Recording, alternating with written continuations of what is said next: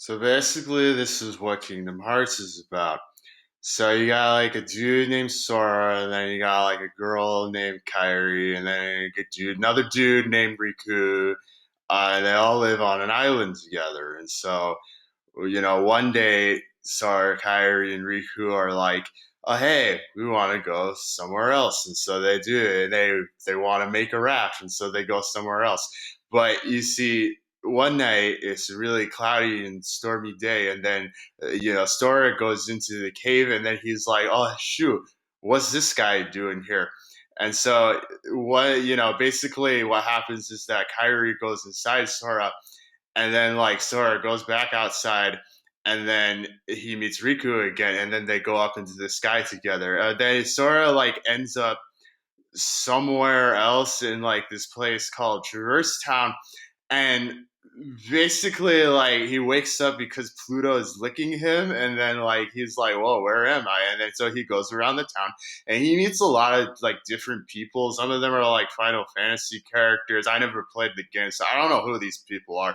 But you see, basically, and then Sora eventually finds like this weird little black creature. This little black creature is called a Heartless, and so basically like what he has to use his like key weapon. I forgot to mention the keyblade. Oh yeah, the keyblade. It's like a giant key you use to fight things.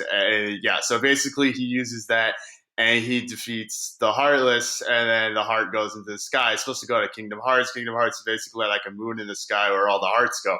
And so then he meets up with like Donald and Goofy from the Disney universe, but Donald and Goofy are like really edgy now, and so basically uh yeah, and so then they meet up, and then they defeat this like giant piece of armor, and then they're like, "Hey, maybe we should team up and go fight the darkness together."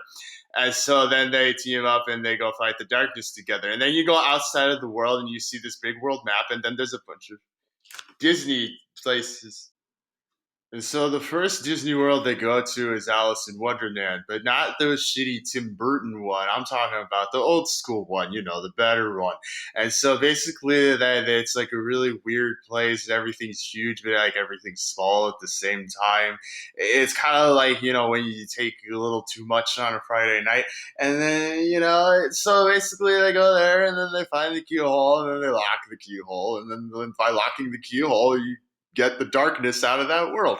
And so they go to a bunch of different Disney worlds. There's like a Hercules world and a Tarzan world, and then there's an Aladdin world, but the good Aladdin world, not the new one that made $1 billion.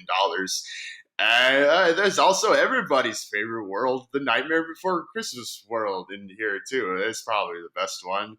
And so they just like they keep going to those places, and for some reason Maleficent is like hatching an evil plan. Like I guess Maleficent is supposed to be in charge of all the Heartless, but like kind of not. But you see anyway. So then you get to this place called Hollow Bastion, and then you meet up with Riku, but now Riku is like super emo now, and then so like you kind of have a fight to the death, literally a fight to the death because Sora fucking dies. A spoiler alert: Sora fucking dies in this game.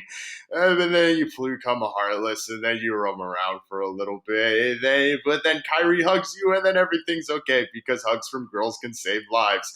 And then so then you finish up the world, and then you go to the end of the world, and then Ansem's there. Oh shit, I forgot to mention Ansem. Ansem is like the leader of the Heartless, and so basically, like, he's a dude, and he's a really bad dude. He's got this really super evil demon that's like possessing him and controlling his mind, man. And so then basically, like, you go defeat him, and then it's like, "Oh, Kingdom Hearts, fill me with the power of darkness." And then Sora's like, "It's not darkness, it's light." And then it opens up the door, and then Ansem sees the light, and then finally goes to heaven or some shit. And then, yeah, okay. So then the next game in the series is Kingdom Hearts 2. But no, wait a minute. No, it's not. We gotta talk about Chain of Memories first. Chain of Memories was a game on the Game Boy Advance, even though the first game came out on the PlayStation 2, which to this day makes no logical sense to me. I don't know why they did that. I mean, they released it on the PlayStation 2 years later. So why did they do it the first time? I don't know what they were thinking. But basically, Chain of Memories is like at the end of the first game, Sora, Donald, and Goofy, they find a castle, so they go inside the castle, not suspicious at all. And then it's like everything's white, and then like they talk to a girl named Namine, and then Jiminy Cricket is like, "Oh no, all the pages in the journal are vanishing. Oh my god, I don't remember who I am anymore." And all the rest of the three of them are like, "I don't know what's going on anymore." And so basically, in Chain of Memories, you go to the same worlds that you did in the first game, but instead it's in shitty 16-bit graphics, and the combat's a lot different because apparently you have to believe in the heart of the cards now, which I don't know why they did this. It's just I don't like this game very much. Sorry guys. Anyway, we're gonna move on to what is the holy grail of sad white Asian games called Kingdom Hearts 2, my personal favorite game of all time. And basically, you start as this guy named Rojas, but this guy ain't Sora. Why are we starting as him?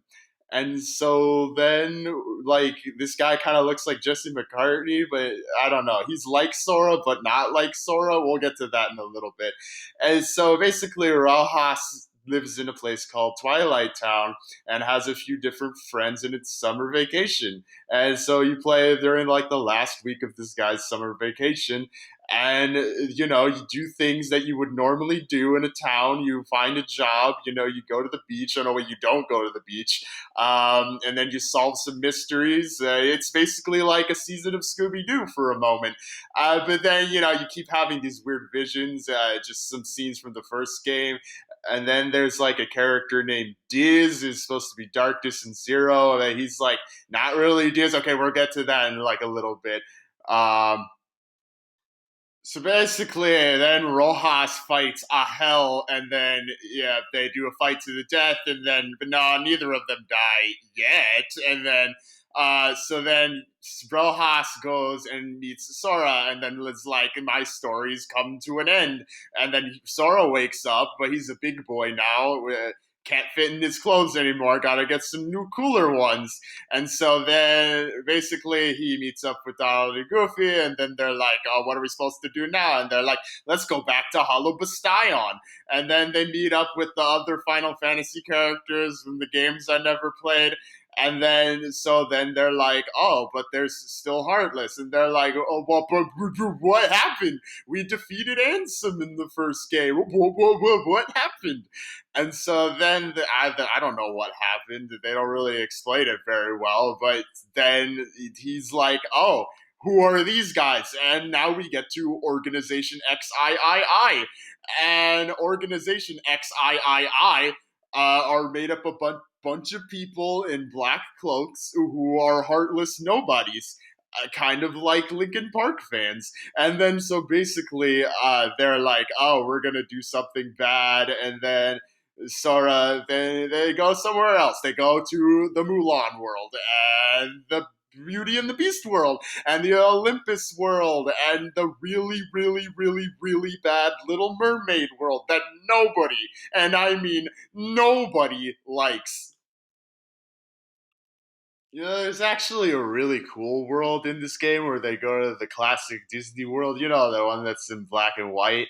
Yeah, it's a really unique world and probably one of the best worlds in the series. I don't remember what it's called. Oh, wait, I do. It's called Timeless River. Yeah, that's a good one. Okay, so then, oh, there's also a Pirates of the Caribbean world in this game, but it's really weird because the art style is realistic, but then, like, the main characters look like cartoons, and so it's just like clashes so badly. And then they go to the Aladdin world again, and the Nightmare Before Christmas one again because they didn't go to Christmas in the first game, so then we go to Christmas in this game. And then there's also the Lion King world, the good one, and then Yeah, so then they go back to Hollow Bastion because I guess all the darkness was gotten rid of in the other worlds. And so they go to back to Hollow Bastion and they find a computer. And then they go into Tron World. And Tron World looks super cool. And so then they go back outside and oh, I remember this part. This is the worst part. Oh, now we have to talk about Demix, stupid freaking Dance Water Dance. Dance Water Dance. If I hear Dance Water Dance again, I'll probably kill myself. And so then we get to the best thing ever, the Battle of 1,000 Heartless, where you literally spend probably like 20 minutes just fighting 1,000 Heartless, literally 1,000 Heartless. And so then they go find, oh yeah, this guy's name is Sax, I think. And so basically he tells you, okay, every time you defeat a Heartless, their hearts go up to Kingdom Hearts. Wait a minute. Heartless have hearts? They're called Heartless, but they have hearts? And the nobodies don't have hearts? What is anything anymore? And so then, oh, wait, sorry, one more thing. This is really, really stupid. So, look, there's this guy. This guy looks like Ansem, but he's not Ansem. His name is Xehanort. And so, all right, then Xehanort's not Ansem, but he calls himself Ansem. And then the Heartless also calls himself Ansem. And there's also another Ansem that we'll get to later. But anyway, so there's another guy that also looks like Ansem, but his name is Zemnis. Get it? It's like Ansem, but you rearrange the letters and you put an X in it and then that Heartless is not a Heartless anymore, and that Heartless is a nobody. And then, okay, so now after that, we do the victory lap around Disney World. Yay, Disney World Part 2! And then so you go to every one of the Disney Worlds again. Some of them, the darkness didn't completely get out. Some of them, you didn't defeat the Disney villain there. I remember the fight with Oogie Boogie. That was a fun fight. I like the Oogie Boogie fight, yep. Okay, and then you also go back to the Tron world, and then you defeat Sock and the MCP. All my powers are now yours, Sock. Yeah, okay. You also go to the Olympus world, and then Phil tells you to get up on the Hydra's back. And then after that, you go back to Hollow Bastion, or you're already in Hollow Bastion because the Tron world is in the computer in Hollow Bastion. And so then, yeah, well, guess what? Now Hollow Bastion is now Radiant Garden. It's what it was originally, and it's back to normal. Yay! So basically, then you go to the world that never was and now is, and basically, it's like a really dark city. But this is where the nobodies hang out. Ah ha ha ha. Okay, and then so then you go to the nobody hangout, and then you find a guy named Zigbar, and he does the fly and he does the shoot, and then you got to use your key to defeat him, and then once you defeat him, then you can move onward, and then you there's a few more nobodies you got to defeat.